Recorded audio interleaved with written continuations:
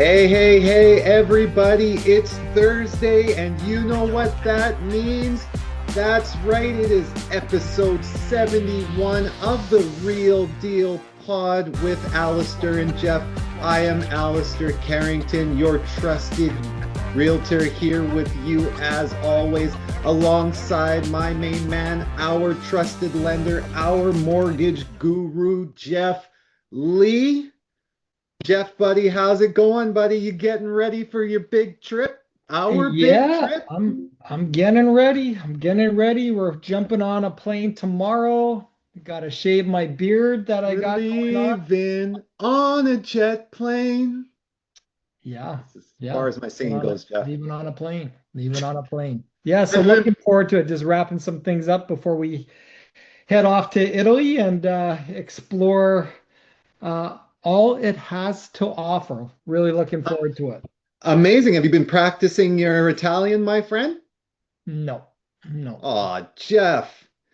I'll be Hey, honest. Geoff. I'll be honest. We booked this trip quite some time ago, and I've been so busy. I just really haven't put a lot of attention to it, which is good because it's here. It's tomorrow, and then on Saturday we'll be on Italian soil drinking some Aperol spritzes, some calamari, and everything else. Oh, And well, Geoff, put in our bellies. che bella giornata. See. Oh, man, that's what a beautiful day it is in Italian. Oh. Come on, man. Come on, buddy.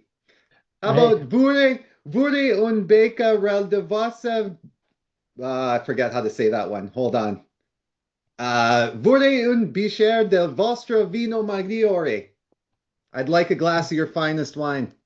okay, let's do it. Let's Come do it. on, Geoff. I'll be better. I'll be better on my way back, I promise. Okay, then make sure you know this one. Dove il bagno? Dove il bagno. Yeah, that's where's the bathroom. Yeah, that one I will know quickly. That's awesome, buddy. Well, we do have a, excuse me, we do have a pretty jam-packed episode today. It's a beautiful day outside. I got to get out to work after this. You got to get stuff cleaned out before your big trip. So let's kick it and let's get into it. And let's start off with podcast's most exciting and hottest segment, and that is Did you know? Did You I Know? was gonna try to say that in Italian, but it would have just been ciao bella, and All right, well, I'm yeah. pretty sure that doesn't mean did you know. No, no, no. And I'm not even going to try because, my Italian's weak now. So I used to know a bit, but now it's weak and I wouldn't even, I'd fail miserably. So, Geoff, did you know Premier David Eby is now tied as the second least popular premier in the entire country? I did not know. Yeah. So the newest Angus poll puts his approval rating at just 41%, down 5 points since June and 12 points since March. So it's not really, it's not a blip, it's a trend, and pollsters are calling it a pretty distinct downward slide. And I didn't really want to go political today, but I kind of had to because it's not hard to see why. So when British Columbians were asked what matters most, the answers have been the answer has been the same every time: the cost of living, healthcare, and housing. On all three, people simply aren't seeing the improvements, and at the same time, our province has been losing jobs. We've lost 15,000 jobs in the past in the 2 months in a row. So not just combined. 2 months in a row, we have lost 15,000 jobs each month. And our youth unemployment rate is now at 14.5%, which is double the national rate and the highest we've seen in the years outside of the pandemic. Yeah, that's I did not know. That's pretty big actually. Yeah. And so former Bank of Canada Governor Stephen Poloz is even warning now that Canada and the US are sliding towards recession. His words, oh, sorry, that's an alarm going off. Stop. You know, I'll get as back. you're going with this, I hear a couple of things. I hear very similar things with every politician that's in office, federally, provincially, where they completely are sucking, and then basically we get an election, and then all of a sudden we forget why they sucked because now all of a sudden they're making all these. I'm not going to say broken promises, but all these promises. And Well, with recession, we've been talking about that for how long now? what? We've been at that now for a year and a half now?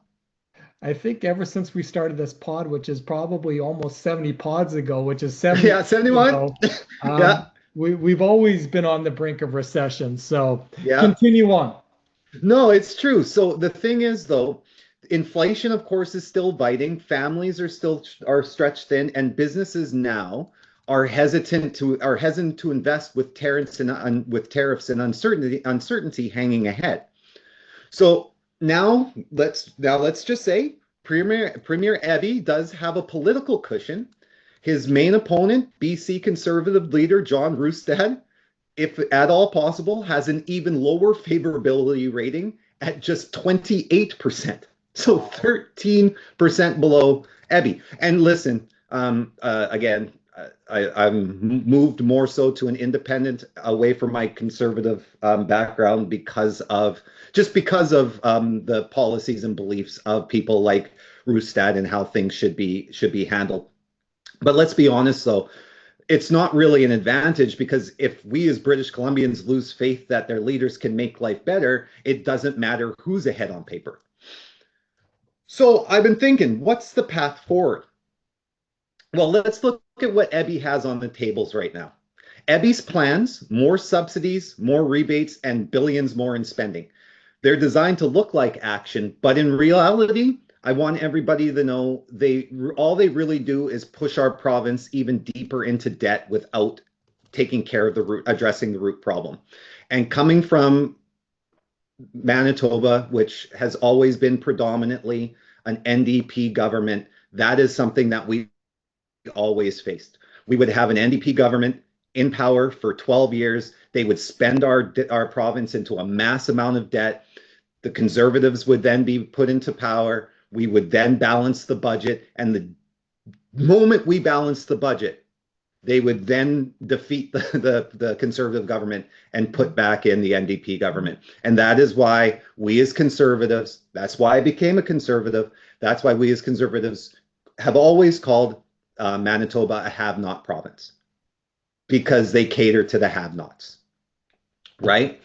So, so I want to talk about let's talk about housing, because there was a report that just came out, because really that's also been the heart of the issue.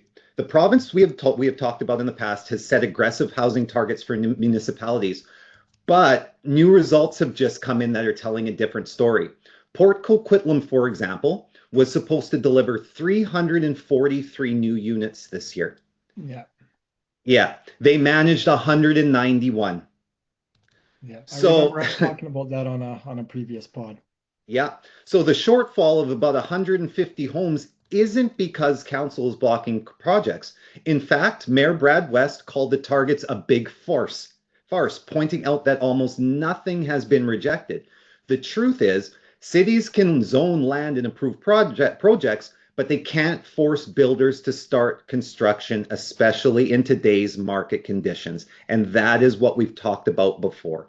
If there is nothing for our developers, there is no incentive for them to build. And how do we obtain those targets? So what I'm hearing from you is that the Port Coquitlam wanted 360-ish kind of 343. houses. 343. What I'm hearing from you is that there's about 160.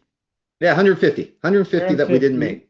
And it's not that the city is declining permits. It's Nope. just developers have they have no incentive, or it doesn't make sense as far as a business at this point in this environment to basically act on those developments, which again, Exactly. we're seeing that all over the greater Vancouver area. Exactly. And even when these units are being built, though, The province isn't matching that growth with the infrastructure that families need. So West put it this way, maybe provinces should have a target for schools, for hospitals, for family physicians, because adding density without service doesn't solve the crisis. It just shifts the pressure elsewhere. And that's why I wanted to jump into healthcare next. So the province is, he's got in his plan, is throwing billions into new facilities, right? Into new facilities. But the deal is wait times are still growing. And why? Because facilities don't solve the shortage of doctors and nurses, which is what we have in British Columbia. We have a shortage of doctors and nurses. So I decided to throw on my background in political science and running for politics and state this for healthcare.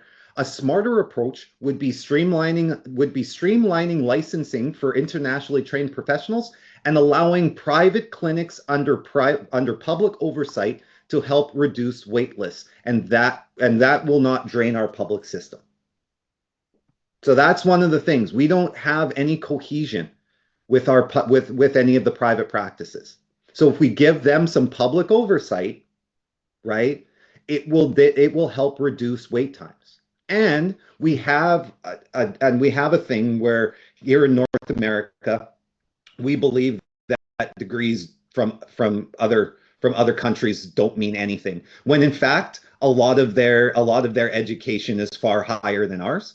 So if we would just recognize their education, then we would have the ability to approve new doctors. And we would talk about blocking immigration. We've talked about stopping, putting a hold on immigration and stuff like that. I just want to kind of reverse back so people understand that Canada used to have an immigration policy that was revered among the world, because we didn't just take everybody. That was Trudeau, and I will say that blatantly. That was Trudeau allowing Canada to become a refugee site, right? We used to only take the best of the best. Our vetting process was monstrous. I think in saying that and knowing some people and immigrants, and actually this can transition nicely into what I got to speak about with newcomers to Canada. But I know that within my circle, I have some friends that are immigrating to Canada, and it is now becoming a very difficult process to get your Canadian or to get your permanent residency. So I think from what it sounds like, it is reverting back to what it once looked like. Yeah. But also, back to recognizing education of professionals outside of our Canadian borders. That's not going to be a simple fix on the Canadian side, because number one, no government uses their common sense very well. No. And nothing like that is just a quick decision, right? So we've been, what you're saying with doctors, what you're saying with nurses, what you're saying with education, and bringing that overseas education into Canada, they've been saying that for years, right? Like for years. That's nothing new. It's just right. that we're seeing a lot of shortages. In fact, we're seeing a lot of Canadian nurses, educated Canadian nurses, Canadian educated doctors that are actually leaving Canada because the pay, is it pits. Our pay is garbage. If you go across our borders, the pay is double, maybe triple. Triple. So, I know people that left to go to Texas where they got paid triple in salary. But that's been going on. That's also been going on since I was in university. Like I was saying, I was in university in 1998. 1999 is when I graduated from the University of Manitoba. And my friends that were in the nursing program, that's what I was saying, they went to Texas for more money. That's been going on for the past 30 years now. And same with the discussion of education with working professionals, right? And that's what I'm saying, is that this is not going to be resolved in the next 12 months or the next 2 years, right? Like if it's ever even going to be resolved, yes, that's an issue. Yeah, and that is the issue. That is 100% the issue, and it always has been the issue. But the problem is I don't see that issue being resolved or fixed very quickly. And what I was going to say to that was that's that is all just because we as Canadians have this ideology that our education system is better than others, right? And that is not the case, right? So that is where we have to change the ideology. That's the only reason why it's not changing, is because of our hubris as North Americans, right? And I've said this before. I say this to my children, right? My children would scoff at wanting to learn French, right? They scoff at it. No, and I say it is ridiculous that we as Canadian, our children scoff at learning a second language, and we like to think we're smarter than everybody else. When if you go over to Europe, they know 5 languages when they come out of school. So how can we as North Americans say that we're smarter than other countries when we can barely speak English correctly? Well, and I think it's actually even deeper than that, right?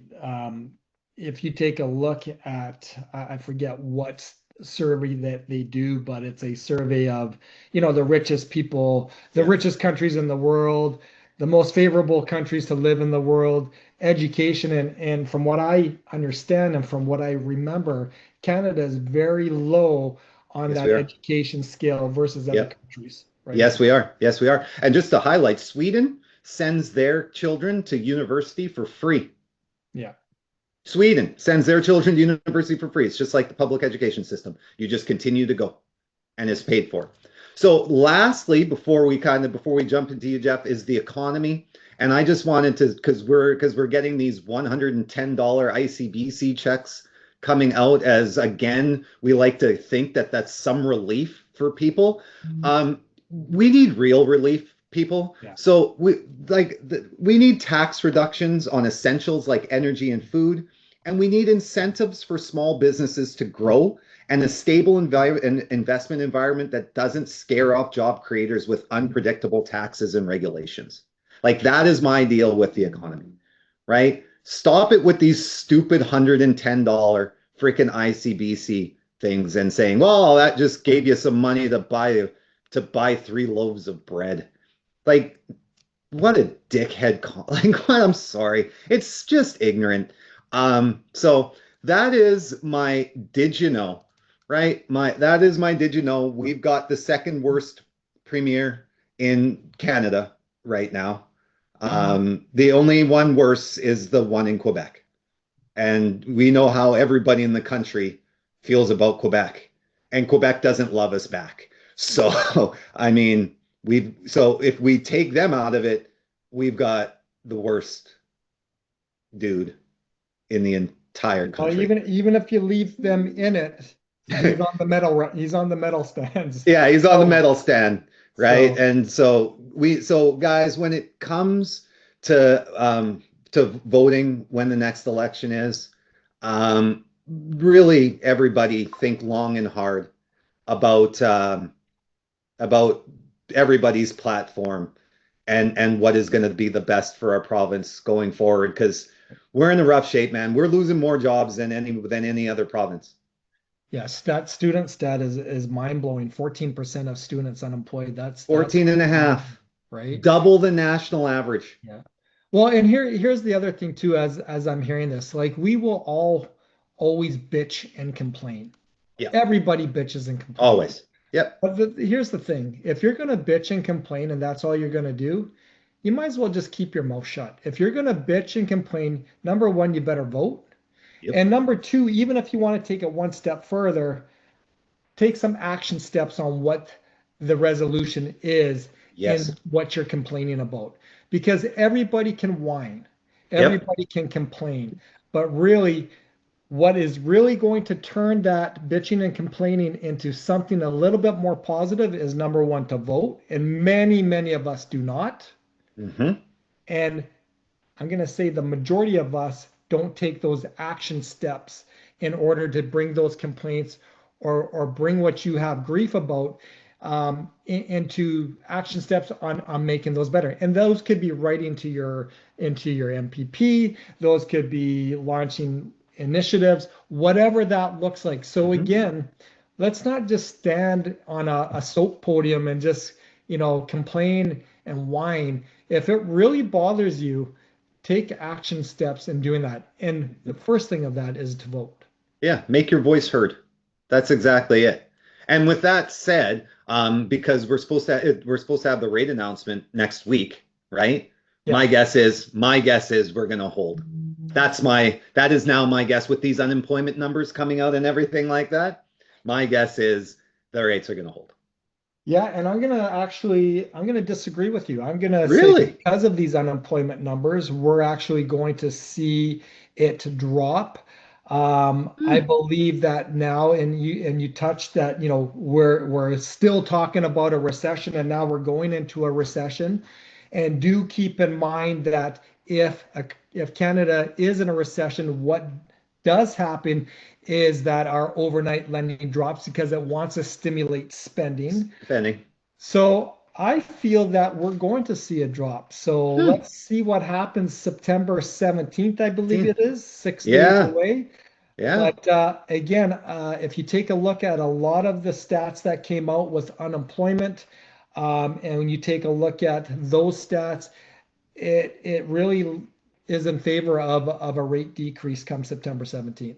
So you don't think that And remember, again, if you guys are on the brink of purchasing something or doing something financially and you are choosing a fixed rate, right? These rate announcements don't have a lot of impact on fixed rates. They have all the impact on anything that has a variable rate or a prime rate that's attached to it. Yeah, and that's what I was going to say. I was going to say because I think the tariffs are going to hold up. I think the tariffs are gonna hold up. I don't think that the Supreme Court is going to rule against them. I was on the side. Actually, I was strongly on the side that I thought that the Supreme Court would go against them, but just with some recent stuff that has occurred, I just don't think that it's going to happen now. So that's one of my other reasons for thinking that the rates were going to hold. And you know what? You could very well be right because there just seems to be lots of, there's a lot of ingredients that go into that decision, right? There's the cost of goods, there's inflation, there's what's going on across our Canadian borders that will have an impact on our economy. There's unemployment. There's just a plethora of things that affect that decision. It's not one exact thing. It's like credit, Yeah. There's a huge percentage of what you do with your credit that affects your credit score. It's not just paying things on time every time. In fact, I looked at a credit score. It was a 580, which is like a D minus. And that's not good. I took a look at the credit and I'm like, what's going on with this?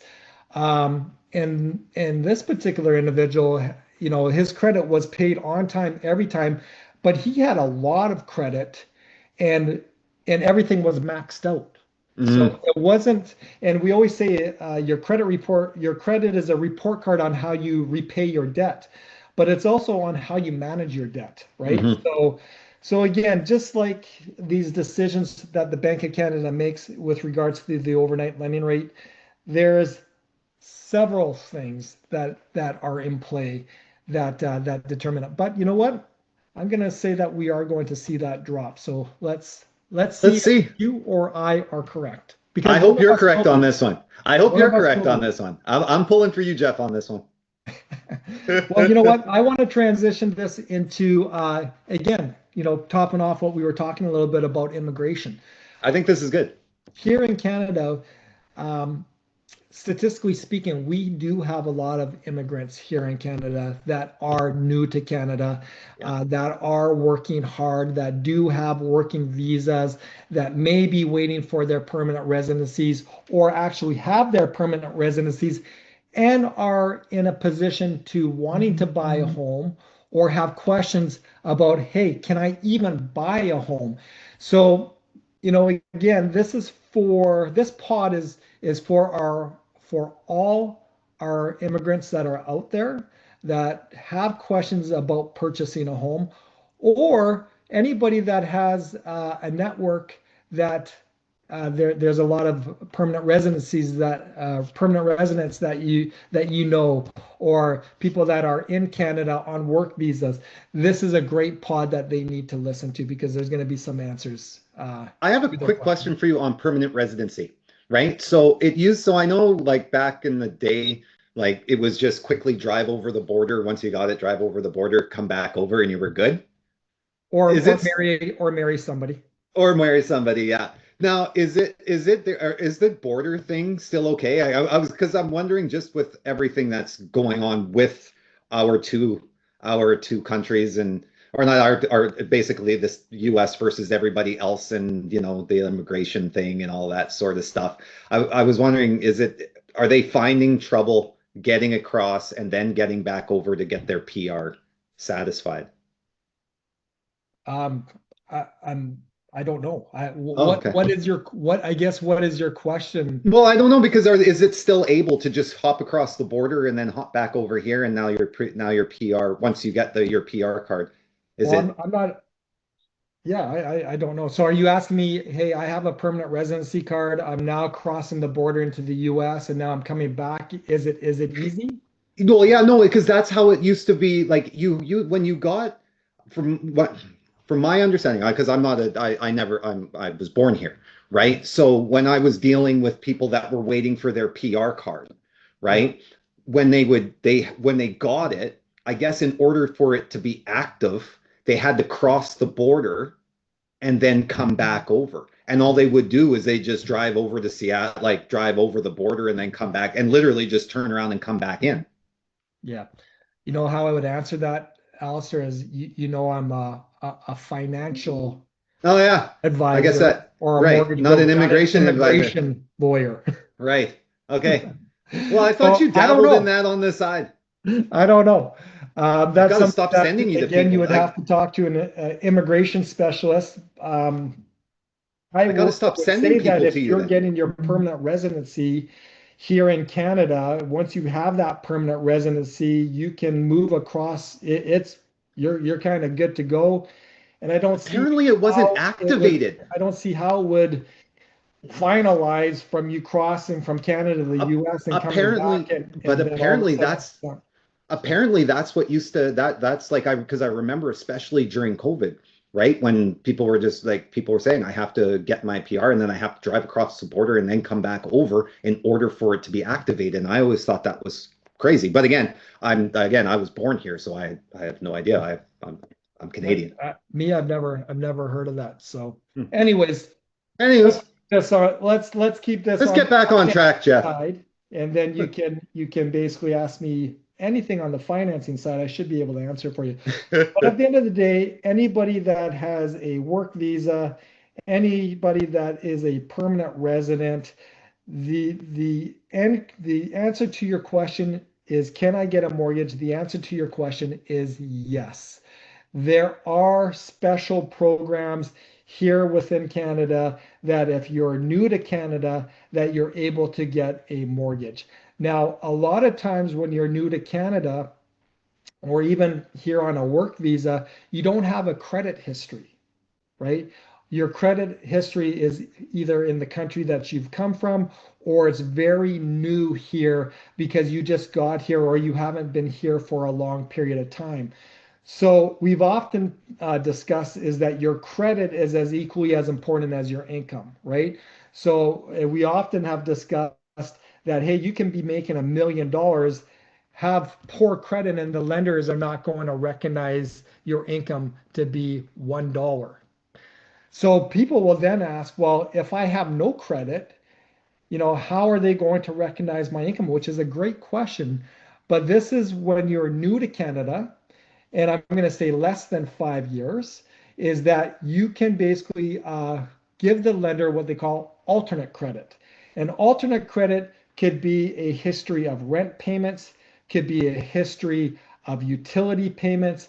It is alternate credit that we can provide to the lender to say, hey, yes, Mr. X and Mrs. Y are new to Canada. They have no reporting credit, but we can show this alternate credit to establish that they have good repayment history. So again, anybody that is new to Canada, and you do not have a credit, you do not have established credit, or you do not have credit reporting, we can basically use alternate credit in order for you to qualify for a mortgage with one of the three Canadian insurers. The other thing to understand is that some lenders are more favorable working with new to Canada than others. So again, maybe one lender is going to be a little bit more conservative on how they handle newcomers to Canada, whereas some others are going to invite that newcomer to Canada and that mortgage product a little bit more favorably. But again, and just to kind of talk about what we were saying about credit, it is very important that anybody that is new to Canada is that you start to establish your Canadian credit. And how you do that, and we go back to, again, what is that rule, Allister? 222. And what does that mean? 2 credit cards, 2 years of payments, and $2,000 or minimum.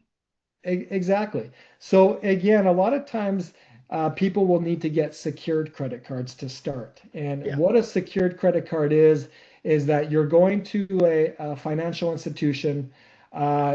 They're not comfortable giving you a credit card because you're new to Canada.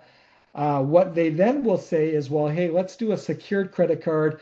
And that usually starts with you giving them $500, which is the money that allows them to give you that credit card. And it pretty much is kind of like a little bit of a hedge fund for them, that if you are not good with your secured credit card, they can simply just go with the money that you gave them, pay off your credit card, and then cancel it, right? So that's a secured credit. It's secured by money that you have given the financial institution.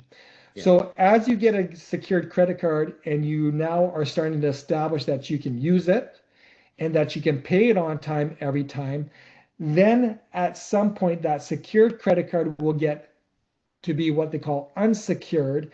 And then all of a sudden that begins your credit history. Now you increase that limit from 500 to say 1,000, or from that 1,000 to 2,000, but that's how you start to build it.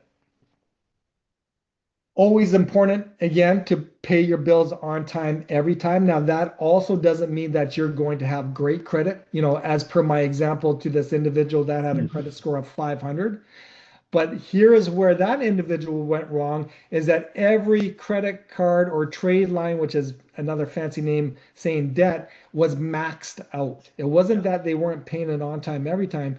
They were just maxed out in everything. So in order to keep your credit in a high credit score, or an acceptable credit score, which is a credit score of 680, you always want to keep your balances within 30% of your limit. So again, Allister, if you have a $2,000 limit in your credit card, what should your balance be?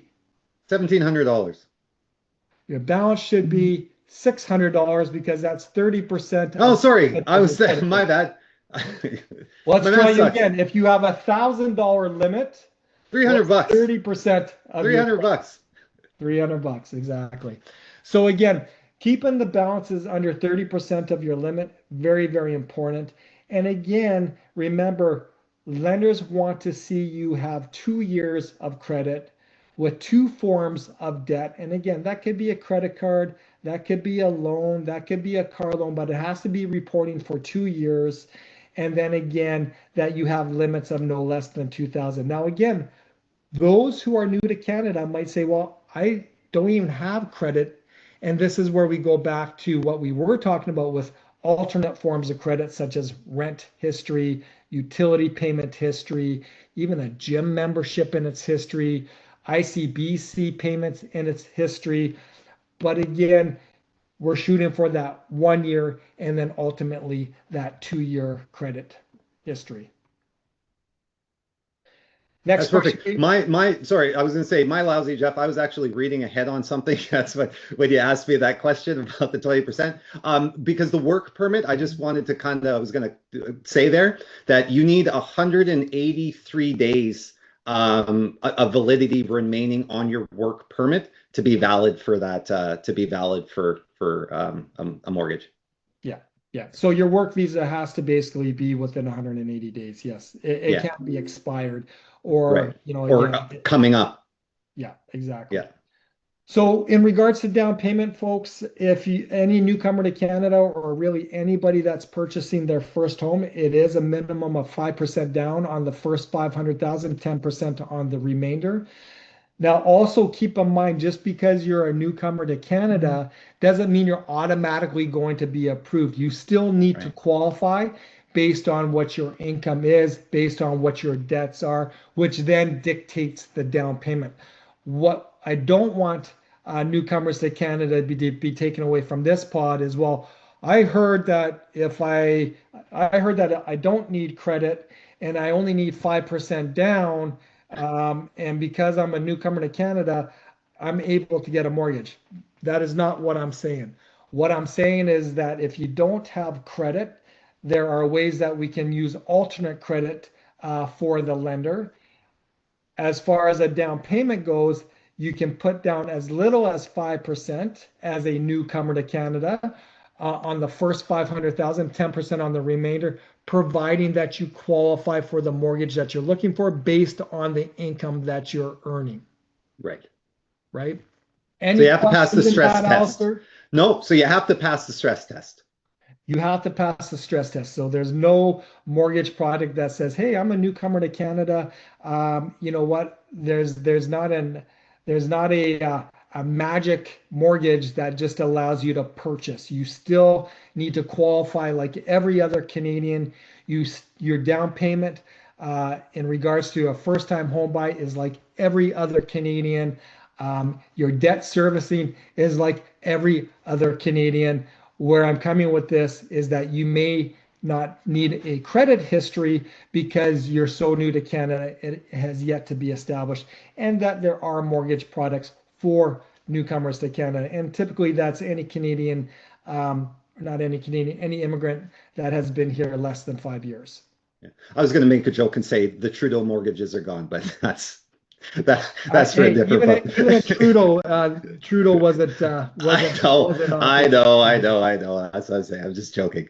I know. So here's the other thing too, folks, and newcomers to Canada is really very, very similar to first-time home buyers, Yeah, right? Because the only difference is if you're a Canadian, you're a first-time home buyer, you have to have established credit. yeah, Okay. The difference between being a newcomer to Canada is that you don't necessarily have to have that established credit. But you still need to qualify based on your income. You still need to qualify based on your debts if it's applicable. You still need to qualify based on the down payment.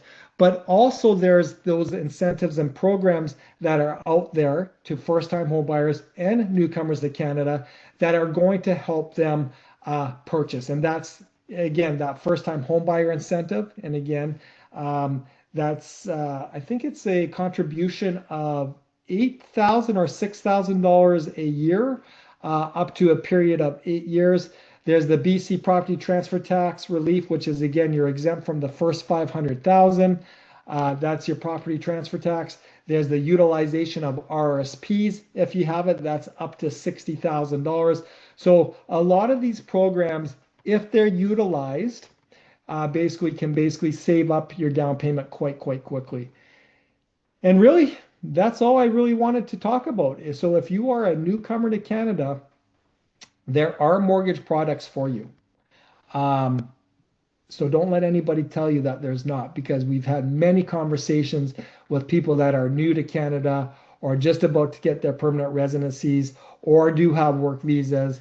And for whatever reason, they are under the belief that they're not able to get a mortgage here when they are in Canada, which is absolutely not true.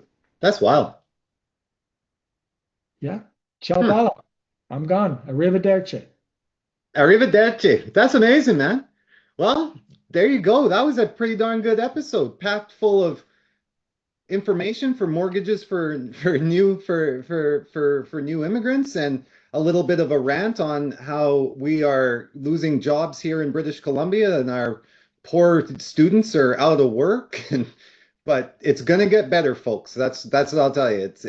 There's always darkness before the dawn. That's how it goes, right? Yeah. In Yeah. every storm, you come out, you eventually come out at some point. At some point, and I'll tell you, when that storm's over, it's sunshine and warm and great. Yeah. So that's what everybody needs to hold on to, man.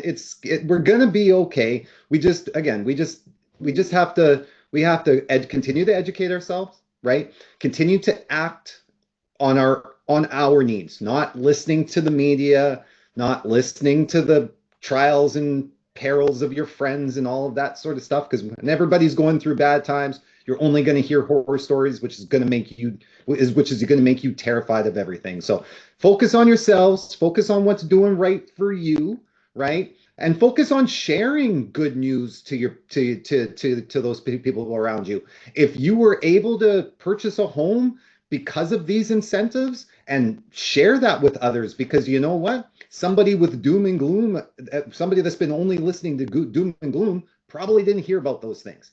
And if they didn't hear about those things, then they couldn't act on something that would have helped them. So if you've got good stuff going on, we've got so much negative going on in the world. If you got good stuff going on, man, tell the world about it. Tell everybody you know about it.